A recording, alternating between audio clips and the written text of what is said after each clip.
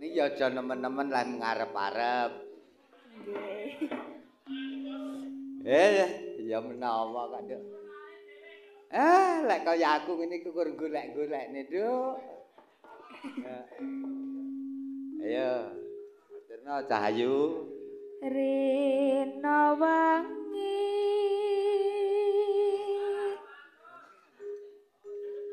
son memuji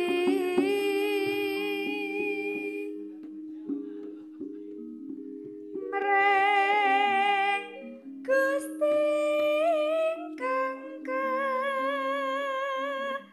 kuwasa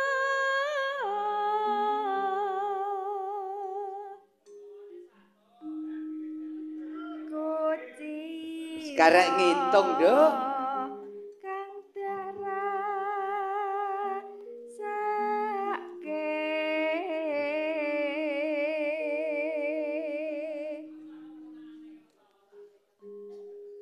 kang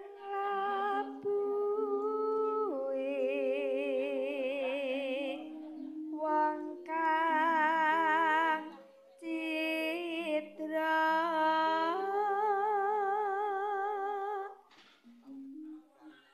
tresno mungsa sisih asta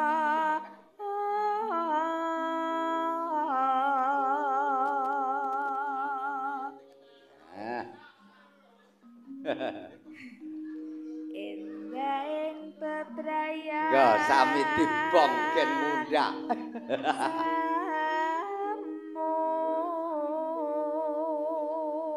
Nano.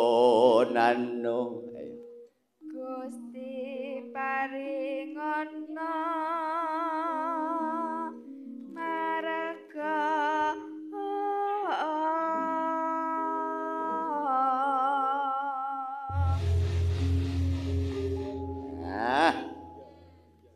Kaya horeg. Ayo, Duk. Karo mesem lho, Duk. pun ket wau lek mesem. Ngono to lah. Lah aku marai miring ki apa, Duk? Heeh. Karo joget ya. Nggih. Heeh. Ya mbok menawa nang dulur kolur. Heeh.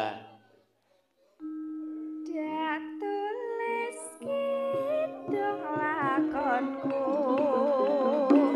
jejer manutya kang kebaik laku aku ing rendhakan donyan kasunyatan kebaik banadan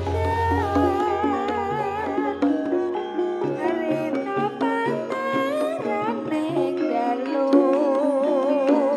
kalisihan pinucit srening kalbuku sapa dene saben dina laku bebrayan kawan keluarga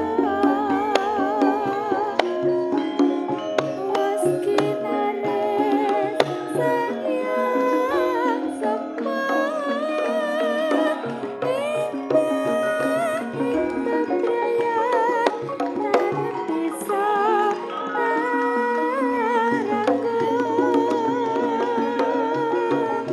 matur suwun tresno mangsa sisih asta datan kamu sanadyan inaksa matur suwun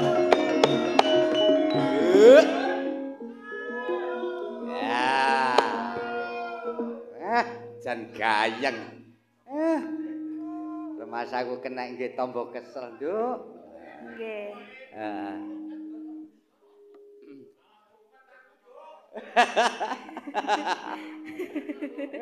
Alah. Iki adikku Mariono apa ya Bono ya?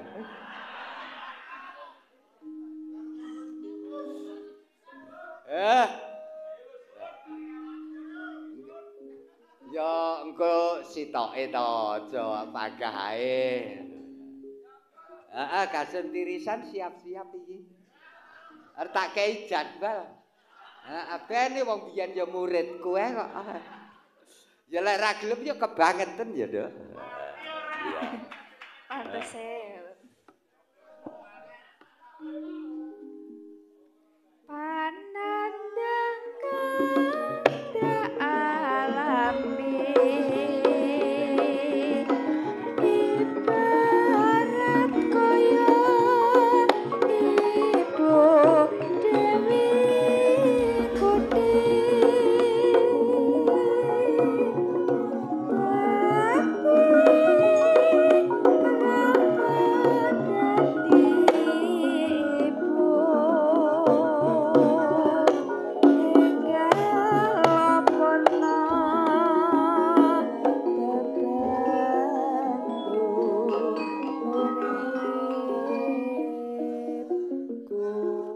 Nah, matur nuwun ya, Nduk. Heeh. Katerangan. Lah iki lek cara Pak Uceng Krajan toko wayangan ki ngruwate lho sing penting lho.